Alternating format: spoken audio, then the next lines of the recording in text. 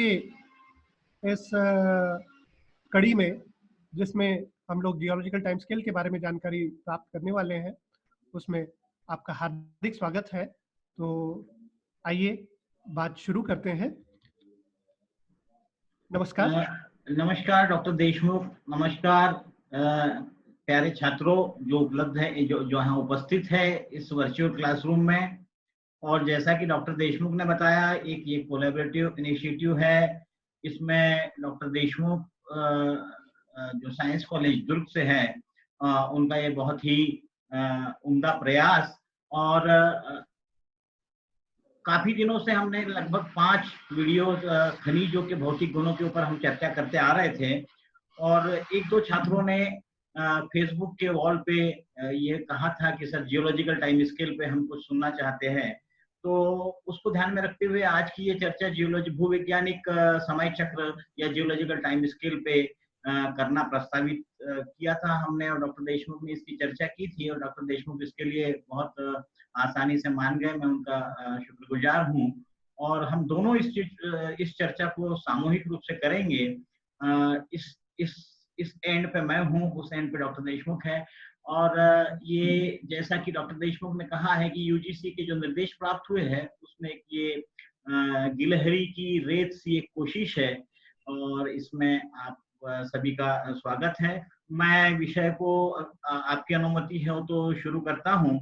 भूवैज्ञानिक समय चक्र या जियोलॉजिकल टाइम स्केल, एक जब हम लोग स्नातक और स्नातकोत्तर में पढ़ते थे तो एक बहुत बड़ा विषय था। और इसको ध्यान में रखना और इसको अच्छे से समझना, ये कभी पढ़ते पढ़ते हो नहीं पाया, ऐसा मुझे लगता है, कम से कम मुझसे नहीं हो पाया। तो मैं जब पढ़ाने लगा इसको और देखता हूँ छात्रों को, तो बहुत सारी चीजें हैं वो ध्यान में नहीं रख पाते हैं। तो इसको कैसे आसानी से ध्यान में रखा जाए और इसको कैसे आसानी से पढ़ा जाए, इसकी एक कोशिश मैं छात्रों के सामने रखना चाहता हूँ। और देखिए, जितना भी समय पृथ्वी को 4,4600 मिलियन ईयर या 4.6 बिलियन ईयर, बिलियन मीन्स 10⁹ के पहले पृथ्वी का निर्माण हुआ, ऐसा हम मान रहे हैं। और तब से लेके आज तक के समय को ये विभाजित किया गया है।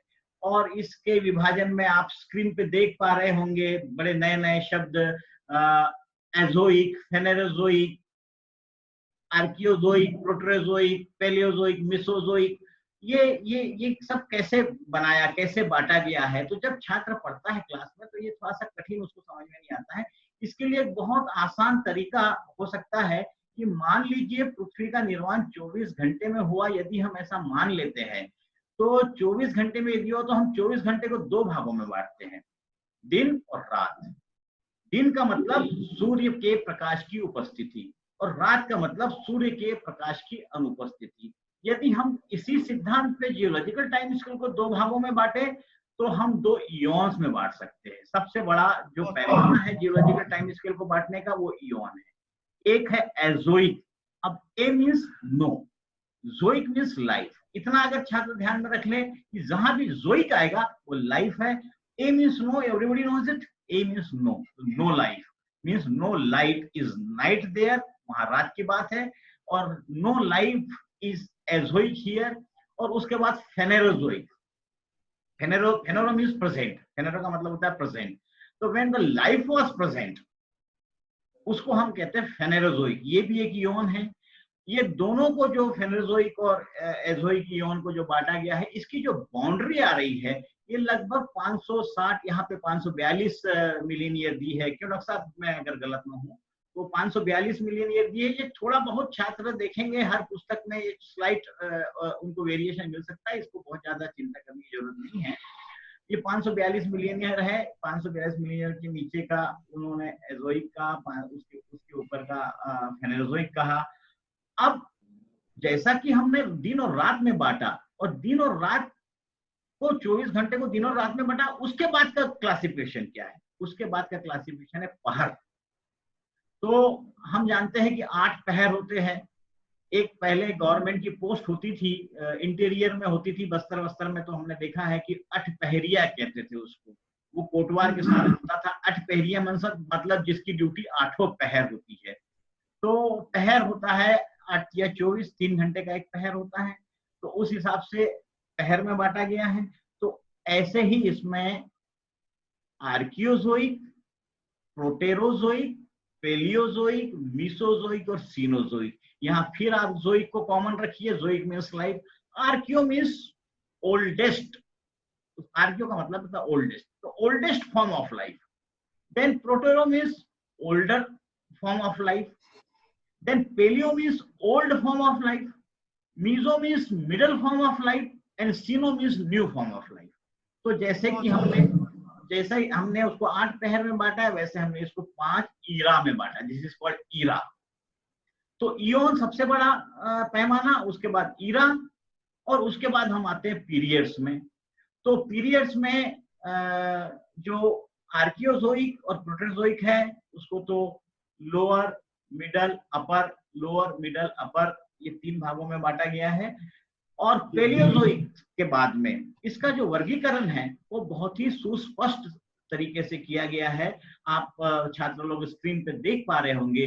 जैसे पेलियोजोइक को Cambrian, Ordovician, Silurian, Devonian, Carboniferous, Permian, Triassic Permian, ये जो क्लासिफिकेशन है ये पेलियोजोइक का है।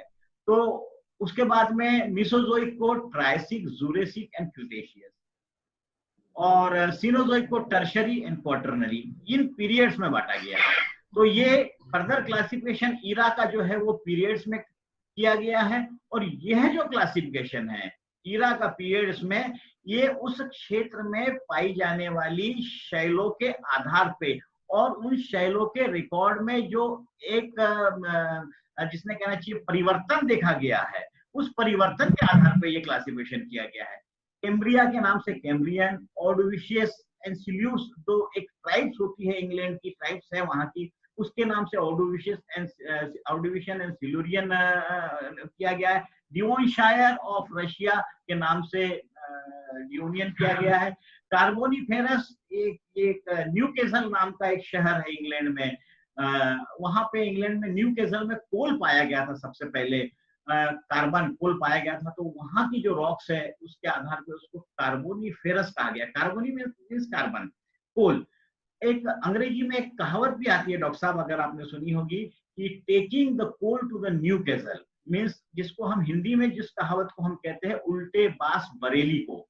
So one cannot take coal to the Newcastle because coal is already there. Bareilly में बास बहुत होते रहे होंगे, इसलिए ये कहावत बनी होगी कि तो उल्टे बास बरेली को कैसे जाएंगे। तो taking the coal to the Newcastle, तो न्यूकेसल में वो कोल मिला था, इसलिए उसके आधार पर उसको कार्बोनिफेरस कहा गया। फिर पर्म बेसिन रशिया में उसके आधार पर उसको पर्मियन कहा गया, वो उस रॉक के। उसके बाद ट्रायसिक, जूरेसिक एंड क्रिटेशियस, ये जो 3 फोल्ड क्लासिफिकेशन है जर्मनी एंड फ्रांस के रॉक्स का, उसका ट्रायसिक है। ड्यूरा माउंटेन के आधार पे उसको जूरेसिक कहा गया है।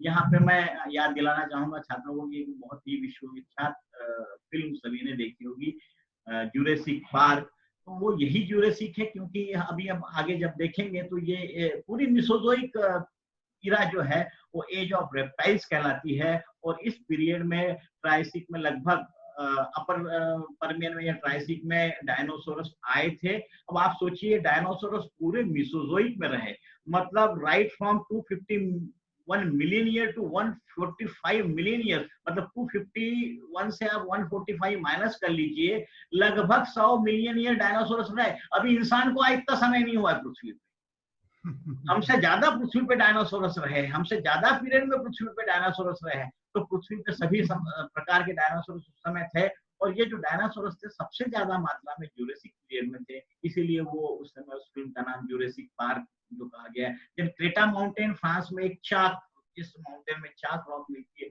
उसके आधार पर इसका नाम क्रिटेशियस रखा गया। टर्शरी एंड क्वाटरनरी, ये टर्शरी पीरियड है, इसका नाम जो उस एज में वो जो रॉक्स मिली उस एज के नाम पे इसका नाम टर्शरी रखा गया, और क्वाटरनरी। बाद में और फर्दर क्लासिफिकेशन टर्शरी क्वाटरनरी का आप देख पा रहे हैं स्क्रीन पे। टर्शरी को बांटा गया Palaeocene, eosin, Oligocene, myosin, Pliocene, ये फर्दर उसको टर्शरी को बांटा गया। और क्वाटरनरी को प्लिस्टोसिन और रिसेंट में बांटा गया, जिसमें अभी हम लोग रह रहे हैं। तो इस प्रकार से जियोलॉजिकल टाइम स्केल को बांटा गया। तो याद कैसे रखना है, मैं आपको जो वहां से छात्रों को जो बोल रहा था कि जब मैं पढ़ता था तो मुझसे तो याद इतना बड़ा जियोलॉजिकल टाइम स्केल नहीं होता था, लेकिन यदि आप इसको बहुत युक्त तरीके से याद रखना चाहे तो जैसे दिन को 2 भागों में बांटा गया है, दिन और रात, on the basis of the presence of the sunlight, वैसे ही आप याद रखें कि presence of the life eon, that is Azoic and फेनेरोज़ोइक।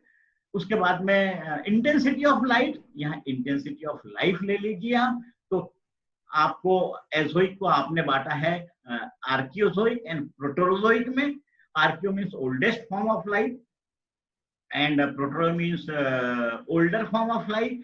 Then Paleozoic, Mesozoic, Cenozoic, इसको आप फेनेरोज़ोइक को 3 भागों में बांटा गया है, that is the old form of life, then middle form of life and new form of life.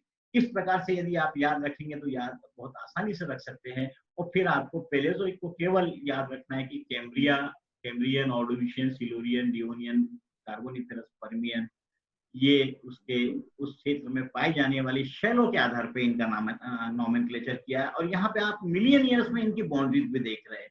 तो अगर आपको बहुत हर पीरियड की बाउंड्री याद रखने में कोई समस्या हो रही है, याद नहीं भी रख पा रहे हैं, तो कोई प्रॉब्लम नहीं है। आप मेजर बाउंड्री शुरू करिए, आप आर्कियोज़ोइक से 4600 मिलियन ईयर से, उसके बाद में आर्कोज़ोइक को जहां से प्रोटोज़ोइक शुरू हुआ वो है आपका 2500 मिलियन ईयर, प्रोटोज़ोइक रहा 2500 मिलियन ईयर से 560, यहाँ पे लिखा है तो 542 मिलियन ईयर, और फिर 542 मिलियन ईयर से लगभग 260 यहाँ पे दिया गया है 251 मिलियन ईयर तक रहा पैलियोज़ोइक, और 251 मिलियन ईयर से 65 मिलियन ईयर तक रहा मेसोज़ोइक, और 65 मिलियन ईयर से आज तक रहा सिनोज़ोइक। इतना भी यदि हम याद रख लेते हैं तो ये बहुत मोर देन सफिशिएंट। बहुत सुंदर सर, बहुत सुंदर।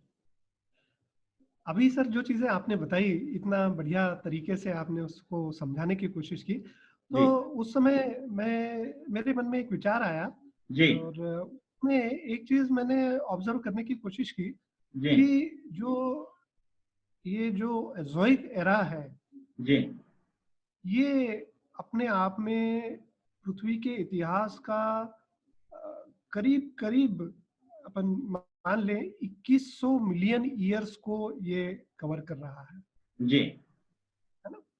और बचा हुआ जो 2500 मिलियन ईयर्स है, जी, जी, उसके अंतर्गत ये फेनेरोज़ोइक इयॉन जिसको हम नहीं, कह केवल सकते हैं, 560 डॉक्टर साहब, केवल 560 से लेके आज तक, 560 से लेके अभी तक आज जो है तक। ये हाँ, उसमें फेनोज़ोइक बहुत ज्यादा डिवीजन उसके आपको देखने को तो मिलेंगे। अब एज़ोइक के बाद में प्रोटेरोज़ोइक आया, तो कुल मिला के जो फेनेरोज़ोइक इयान है ये हार्डली 542 मिलियन ईयर्स या 560 मिलियन ईयर्स का स्पैन है। जी, और बचा हुआ जो स्पैन अगर हम लोग मान लें करीब 4000 मिलियन ईयर्स का स्पैन जो है उसका ये ज्यादा आर्कियंस उसका और ज्यादा प्रोटोज़ोइक। डिवीजन नहीं हो पाया, उसका जी जी ज्यादा जी। डिवीजन नहीं हो पाया। तो ये ऐसा ही सर कि रात में हमारी गतिविधियां बड़ी कम होती है क्योंकि जी सनलाइट जी। नहीं होता है, और दिन में हमारी गतिविधियां बहुत ज्यादा होती है। हम खाना भी खा लेते हैं, हम चले भी जाते हैं, हम अपने ऑफिस भी चले जाते हैं, हम सब्जी भी ले आते हैं, हम सब करते हैं। वैसे ही जी जियोलॉजिकल टाइम स्केल पे समय ने किया है। जब से लाइफ आई है तब से हमको रिकॉर्ड बहुत ज्यादा मिला है। देखिए, रात भी 12 घंटे की होती है, दिन भी लगभग 12 घंटे का होता तो बराबर है, लेकिन गतिविधियों की बात है। गतिविधियों के आधार पर। बहुत गतिविधि सुंदर सूर्य सर, बहुत प्रकाश के सुंदर। ऊपर है। मुझे सर याद आता है जब आप हमारे डिपार्टमेंट में आकर एक बार लेक्चर दे रहे थे, जी, आपने स्ट्रैटिग्राफी को एक बहुत सुंदर ढंग से समझाया था। स्ट्रैटिग्राफी या हिस्टोरिकल जियोलॉजी या हिस्ट्री ऑफ द अर्थ, जिस जी, ब्रांच में हम लोग जियोलॉजी के पढ़ते हैं, जिसको हम लोग स्ट्रैटिग्राफी के नाम से जानते हैं, जी, आपने उसकी एक डेफिनेशन बताई थी कि it is the study of rocks in 4 four dimensions. Dimension. It is वो ये ब्रेनर आप ये ब्रेनर की बहुत डेफिनेशन है सर, 1988 की एक बुक है। जी जी उसमें ब्रेनर ने ये डेफिनेशन दी थी कि stratigraphy is the study of rocks in 4 dimension, where in with the more technical jargon the fourth dimension is time. Time. जी जी जी। 3 डायमेंशन तो हम जानते हैं, 3 डायमेंशन में बिल्कुल तो हम पढ़ते हैं width, length and height, depth. तो जी उसके अलावा यदि आप रॉक को, 2 जगह की रॉक को टाइम से भी कोरिलेट करें या कंपेयर करें, दैट इज तो ये जो जियोलॉजिकल टाइम स्केल है, ये जी, उस फोर्थ डायमेंशन को हाईलाइट कर रहा है, फोर्थ ऐसा लगता है। डायमेंशन के लिए ये बहुत बड़ा बाइबल है, जी जी बहुत बड़ा बाइबल है, world wide scale, it is a world wide जी। स्केल। हो सकता है हाँ हम इंडिया में किसी दूसरे पैमाने के लिए मान लीजिए हमको हमको कोई चीज खरीदनी है, तो हो सकता है कि हमारे यहाँ हो सकता है कि हमको पाइली में मिल जाए, पाइली आप समझते होंगे, शेर में मिल जाए, शेर भी हम लेकिन यहाँ आप अगर आप इटली चले जाए, जर्मनी चले जाए, आप जापान चले जाए, आप कहीं भी चले जाए, क्रिटेशियस इज क्रिटेशियस, वहां कोई जी, पैमाना चेंज नहीं। बिल्कुल। तो ये बहुत सुंदर सी बात अभी जियोलॉजिकल टाइम स्केल के बारे में सर आपने रखी। सर इसके बारे में और भी मैं जानना चाहूँगा कि जियोलॉजिकल टाइम स्केल को जब हम उसको अप्लाई करते हैं, तो उसकी यूटिलिटी या उसका उपयोग जब हम स्ट्रैटिग्राफी पढ़ते हैं, तो जैसे हम स्ट्रैटिग्राफी अगर साउथ इंडिया की पढ़ें, जी, तो उसके बारे में कुछ आप हमको गाइड करना चाहेंगे क्या कि जियोलॉजिकल टाइम स्केल और स्ट्रैटिग्राफी ऑफ साउथ इंडिया? नहीं, साउथ इंडिया के में तो अपन चर्चा करेंगे डॉक्टर साहब। मेरा जी कहने जी। का तात्पर्य है कि जब छात्र जियोलॉजिकल टाइम स्केल पढ़ रहा है, तो उसको हम्म। एक क्लियर कंसेप्ट दिमाग में होना चाहिए कि there is a thumb rule. आप कहीं भी जी किसी भी शहर में जाइए, तो हमारे इंडिया की मैं बात कर रहा हूँ, गोल बाजार आपको हर जगह मिलेगा, मतलब लगभग हर जगह मिलेगा, सिविल लाइन्स आपको लगभग हर जगह मिलेगी, आपको जी कपड़ा जी। मार्केट हर जगह मिलेगा। तो यदि आपको कपड़ा खरीदना होगा तो आप कपड़ा मार्केट जाएंगे, आप सब्जी मार्केट नहीं जाएंगे। भले ही सब्जी मार्केट बिल्कुल। में एक हाथ कपड़े की दुकान होगी, वो बात अलग है, लेकिन आपको कपड़ा खरीदना है तो आप कपड़ा ही मार्केट जाएंगे। तो यदि बिल्कुल। आपको कहीं की भी जियोलॉजी अगर स्टडी करनी है, तो आप जियोलॉजिकल टाइम स्केल के खांचे में उसको बिठा के देखिए। तो जी जो जी। अर्थ का इवोल्यूशन हुआ है, उसको यदि हम हम्म। देखें डॉक्टर साहब, तो एक 4 स्टेजेस में एक इवोल्यूशन आप आर्कियोजोइक और प्रोटोजोइक के अर्थ का हम सभी जगह मान सकते हैं। सबसे हम्म। पहले जो है नाइसेस आई, नाइसेस बनी, जो अर्थ जब ठंडी हुई होगी, जो रॉक्स रही होगी। ये कंट्रोवर्सी अभी भी है, और अभी अभी लोगों ने नाइसेस कहना शुरू किया। पहले हम सिस्ट को सबसे पुरानी राख मानते थे, कि सिस्ट जो है ओल्डेस्ट प्रीमोर्डियल क्रस्ट, जिसको हम कहते थे कि पुरानी प्रीमोर्डियल क्रस्ट है, उसी से अभी ये कई जगह खोजा गया कि नाइसेस भी उससे ओल्डर है। तो नाइसेस या सिस्ट हम दोनों को एक ले लेते हैं। तो पहले नाइसेस आई, प्रीमोर्डियल क्रस्ट, उसमें नाइसेस, ग्रेनिटिक नाइसेस का इंट्रूजन हुआ। और इस प्रीमोर्डियल क्रस्ट और इस नाइसेस में, जैसे हम साउथ इंडिया में देखेंगे डॉक्टर, तो जी। इसमें जो ऊपर में तो सबसे close peninsular gneisses, Sargur schist and peninsular gneisses, ये दोनों हम्म। आपको नीचे में मिलती है। और इन दोनों ने मिलके, जैसे हम बस्तर में देखेंगे तो आपको नाइसेस मिलती है, बस्तर में यदि आप देखेंगे तो आपको नाइसेस मिलती है, और नाइसेस के साथ आपको सिस्ट मिलती है वहां पर प्रीमोर्डियल क्रस्ट का के रिमेनेंट के रूप में। तो इन दोनों ने क्या किया, इन दोनों ने क्रेटॉन्स का निर्माण किया, और इन दोनों ने क्या बेसिन्स का निर्माण किया।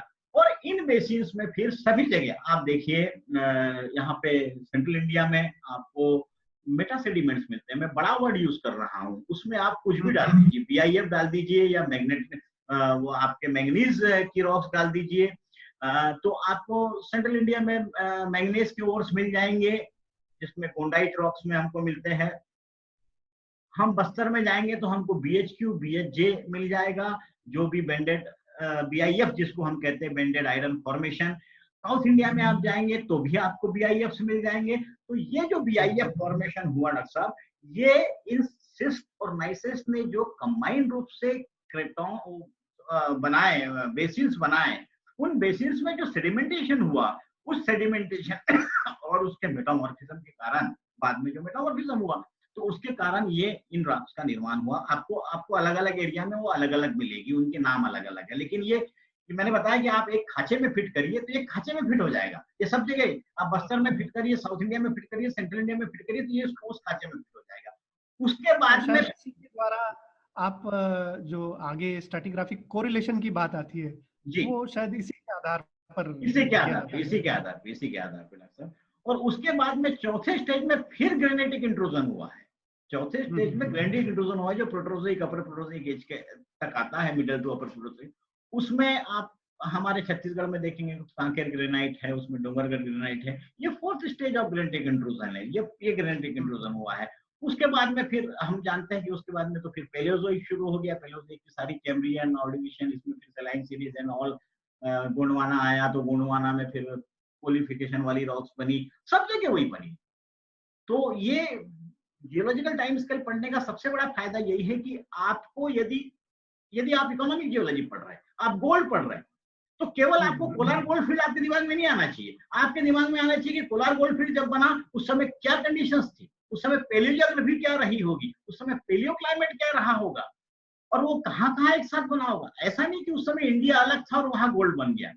That time India was united with the Antarctica, Australia, Africa, South America, और ये सारे कॉन्टिनेंट्स में गोल्ड का मिनरलाइजेशन एक साथ हुआ है, क्योंकि कंडीशन गोंडवाना लैंड। जी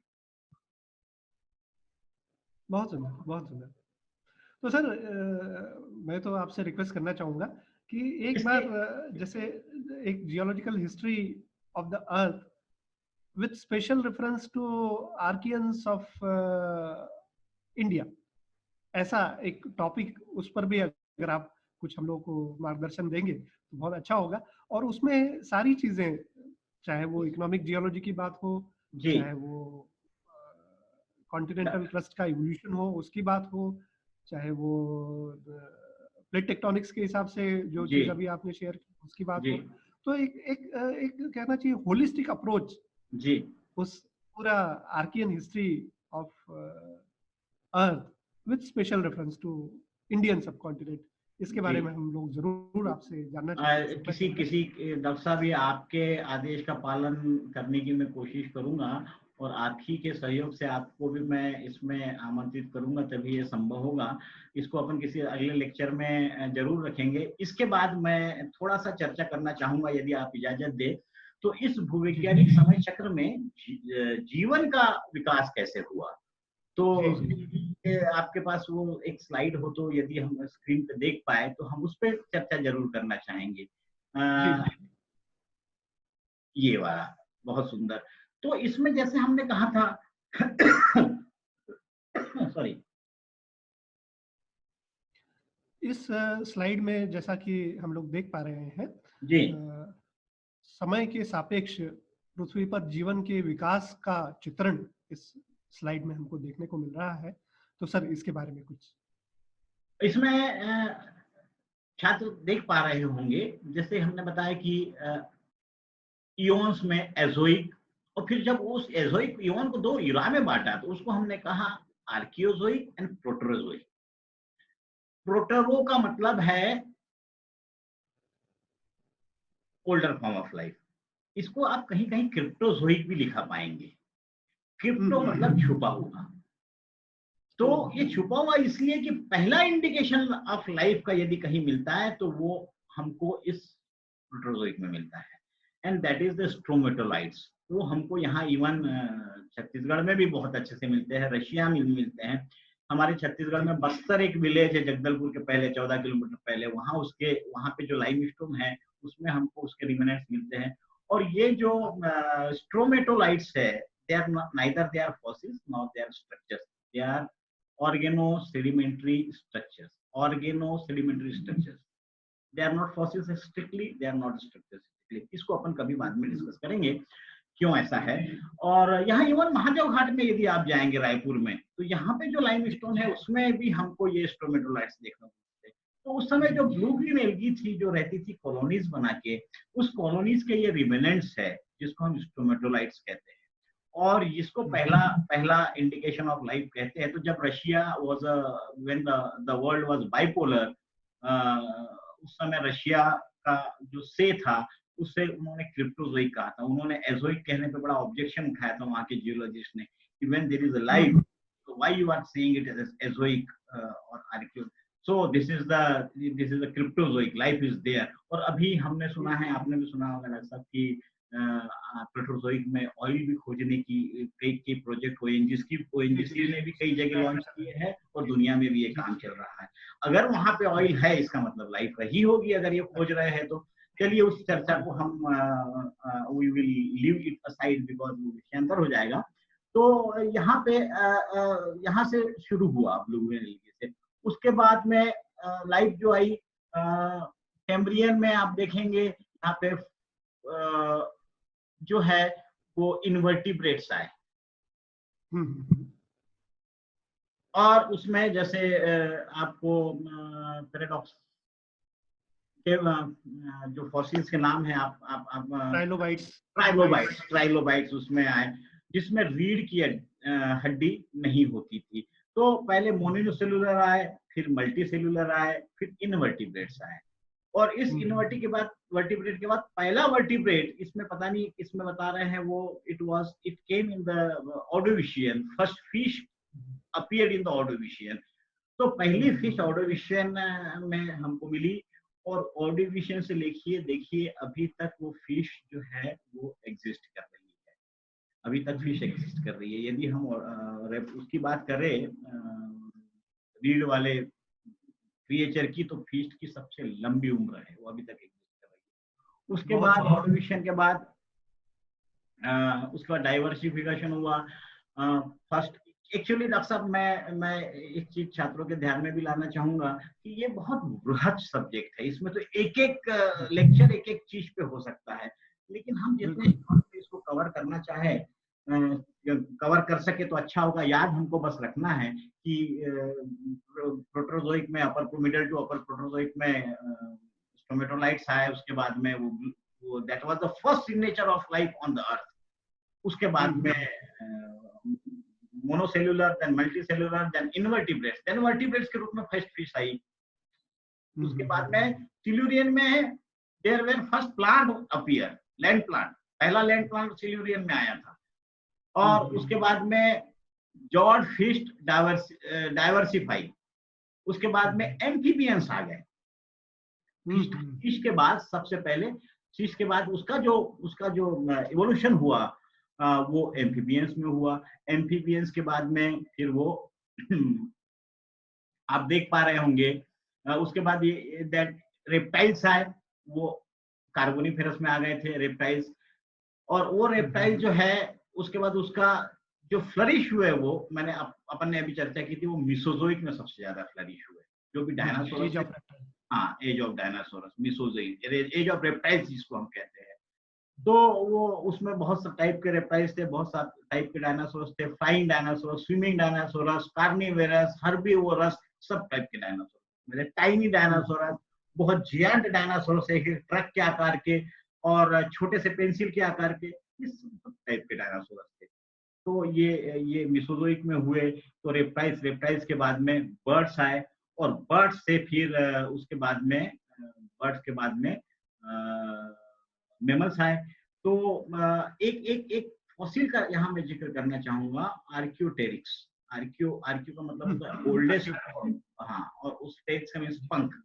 तो एक ऐसा फॉसिल मिला है जिसमें वो पंछी था और उसके दांत थे। तो इसका मतलब है पक्षियों के तो दांत नहीं होते हैं, तो वो दांत थे, इसका मतलब it was a transition in between the bird and what is it, pardon, reptiles, bird and a reptile. So this is a evolutionary trend, ये दिखाते हैं। मैं एक और चीज का यहाँ पे थोड़ा सा विषयांतर यदि नहीं हो तो उल्लेख करना चाहूंगा कि ओल्ड हिंदू फिलॉसफी में हम दशावतार की बात करते हैं। तो दशावतार में ये मोनोसेलुलर मल्टीसेलुलर तो नहीं है, लेकिन लगभग वो 10 अवतार जो बताए गए हैं, शुकर अवतार, मत्स्य अवतार, वराह अवतार, कच्छप अवतार, तो ये सब रेप्टाइल एंड ये सब कैसे कैसे इवोल्यूशन हुआ है, something we can correlate it, मतलब बहुत ज्यादा हम उसको यदि साइंटिफिकली देखें, हम उसको करें, तो हम we can correlate it with the evolution of life. बहुत सुंदर सर, बहुत सुंदर। और जैसे जैसे समय काल गुजरता गया आगे, सेनोजोइक लाइफ में मैमल्स का भी डाइवर्सिफिकेशन होता गया, वो भी इवॉल्व होते गए, और अल्टीमेटली अभी जो मानव जो वर्तमान स्थिति में है, जो कि माना जाता है कि हम लोग, जो मानव प्रजाति है, ये पृथ्वी पर जीवन के इवोल्यूशन का पीक है। Supreme creature of God, nature. जी जी जी। तो ये बड़ी एक अद्भुत सी बात, जो पृथ्वी पर जीवन, जहाँ एक कोशीय जीव से शुरू होकर और अभी उसका कल्मिनेशन मनुष्य के रूप में हम लोग देख पा रहे हैं।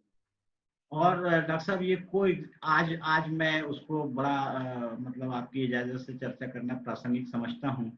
ये सारा जी मामला जब हम ये स्लाइड हमारे स्क्रीन पे है तो ये हमारे को समझ में आ रहा है कि ये सारा मामला सह अस्तित्व का है।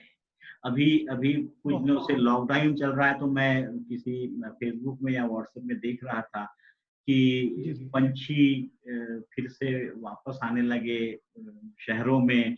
कई जगह नीलगाय दिखने लगी, कई जगह जो है वो कछुए लाखों की संख्या में बीच पे आ गए। कई जो जानवर है वो बेखौफ आके सड़कों पे बैठ रहे हैं। तो बड़ा सुंदर, और हमने यही खत्म किया। हमने हमारी हमारी जो ईश्वर ने हमको एक ताकत दी थी, उसका हमने कहीं कहीं दुरुपयोग किया, और उसी का परिणाम है शायद कि आज हमको भुगतना पड़ रहा है। तो ये मामला जो है वो सह अस्तित्व का है।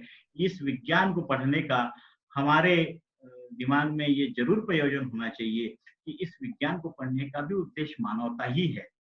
धर्म को पढ़ने का भी उद्देश्य मानवता है, विज्ञान को पढ़ने का उद्देश्य भी मानवता है।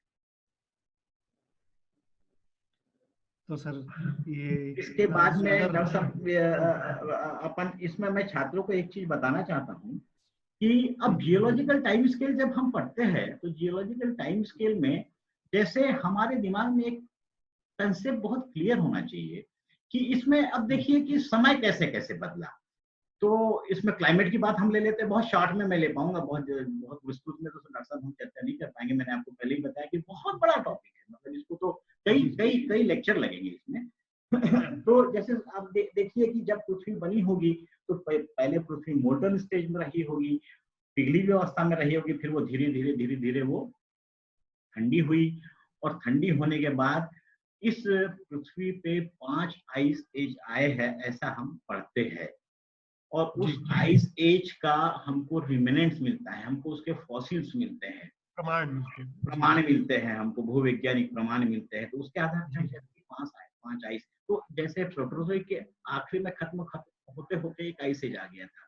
अभी जो लास्ट आइस एज आया था उसका रिमेनेंट हमको नॉर्थ पोल और साउथ पोल के ऊपर हम जो हिमखंड देखते हैं, हिम शिखर देखते हैं, उसका रिमेनेंट हमको वो जो लास्ट आइस एज आया था उसके रिमेनेंट के रूप में मिलता है। अब इसमें क्लाइमेट कैसे बदला और उसके क्या क्या प्रमाण हमारे पास उपस्थित है, तो इसके 2-3 उदाहरण मैं देना चाहूंगा ताकि अगर आपको नटशेल में छात्र इसको समझ जाए तो वो फिर विस्तृत अध्ययन कर सकते हैं, उनके पास जो उपलब्ध लिटरेचर है उससे। जैसे मान लीजिए हम आते हैं गोंडवाना की रॉक पे। गोंडवाना की रॉक में हमको मालूम है कोल हमको मिलता है उसमें। गोंडवाना की रॉक में हमने नीचे यदि हम उसका सेक्शन देखे तो तालचीर, दामोदा, पांचे, ताड़ेपा, मारेजा, महादेवा, राजमहल, जबलपुर। अगर छात्र ये भी ध्यान रखें कि उनको यदि याद रखना है तो इस प्रकार से याद रख सकते हैं, ताड़ेपा, मारेजा, तालचीर, दामोदा, पांचे, महादेवा, राजमहल, जबलपुर। ये पूरा गोंडवाना का सक्सेशन हो गया। ताड़ेपा, तालचीर, दामोदा, पांचे, तो उसके बाद अपर गोंडवाना में 3। तो इसमें नीचे में जो तालचीर है वो तालचीर बोल्डर बेड, उड़ीसा में एक जगह है तालचीर जिसमें बोल्डर बेड पाए गए हैं। और हमको पता है बोल्डर बेड जो है वो एविडेंस होते हैं ग्लेशियल एज के, मतलब cold climate and glacial age, cold climate and ice age के। तो उस कोल्ड क्लाइमेट में अब कैसे पता चला, तो उस बोल्डर बेड में जो फेल्सपार है, हम जानते हैं कि फेल्सपार ट्रॉपिकल क्लाइमेट में बहुत आसानी से डिकम्पोज हो जाता है, वो क्ले में बदल जाता है। तो लेकिन उस समय चूंकि वो था कोल्ड एज थी, कोल्ड क्लाइमेट था, तो उसमें जो फेल्सपार है वो अनडिकम्पोज्ड है, उसका डिकम्पोजिशन नहीं हुआ है। इसका मतलब वहां पे वो, और बोल्डर है तो बोल्डर तो आइस के खसकने से, एक जगह के दूसरी जगह खसकने से वो बोल्डर बन जाते हैं। तो दैट इज तालचीर बोल्डर बेड। वैसे कोल कैसे बना? कोल बनता है वार्म एंड ह्यूमिड क्लाइमेट में, तो वार्म एंड ह्यूमिड क्लाइमेट कैसे रहा होगा? तो मैं थोड़ा-सा एक ग्लिम्प्स जिसको कहते हैं वो देना चाहता हूँ कि उस समय वार्म एंड ह्यूमिड क्लाइमेट कैसे रहा होगा। तो अभी जितने जंगल हैं उस ये मान लीजिए कि इससे लाखों गुना जंगल उस पृथ्वी पे रहे होंगे, लाखों गुना। All the earth was covered with the forest. और यह जंगल सेडिमेंट्री रॉक से दब गए, ये दबे, और दबने के बाद उसका जो जियोथर्मल ग्रेडियंट होता है, जैसे हम पृथ्वी के नीचे जाएंगे, गड्ढा करेंगे, तो 1 डिग्री फ़ारेनहाइट पर 65 फीट के रेट से टेम्परेचर बढ़ता है। इस रेट से मान लीजिए कई किलोमीटर ऊपर तक वो रॉक्स रही होगी, तो नीचे टेम्परेचर कितना रहा होगा वो आप सोच लीजिए। और जब ये जंगल दबे तो अंदर में वार्म एंड ह्यूमिड क्लाइमेट हुआ। और जैसे कि जो लकड़ी का कोयला हम जलाते हैं, उसको भी बनाने की प्रोसेस वही होती है, छात्र जानते होंगे। उसको कहते हैं इनकम्प्लीट कंबशन, अपूर्ण दहन। और अपूर्ण दहन मतलब वो कैसे करते हैं कि एक एक वो लकड़ी जमा कर देते हैं, उसके बाद उसको मिट्टी से पोत देते हैं और एक छोटा सा जगह खोद देते हैं जिसमें से वो आग लगा देते हैं। तो क्योंकि पूरी ऑक्सीजन मिल नहीं पाती, इसलिए वो लकड़ी पूरी जल नहीं पाती, तो वो अधजली रह जाती है ना? तो वो मीरा का वो एक लाइन आपको याद आ रही होगी कि मैं ऐसी जली शाम के, उसमें उसने कहा है कि मैं कोयला भईन राख, है ना? तो यहाँ पे वो ऐसी लकड़ी जलती है कि वो कोयला हो जाती है, राख नहीं होती वो। तो अगर कंप्लीट ऑक्सीजन मिल जाए तो वो राख हो जाएगी।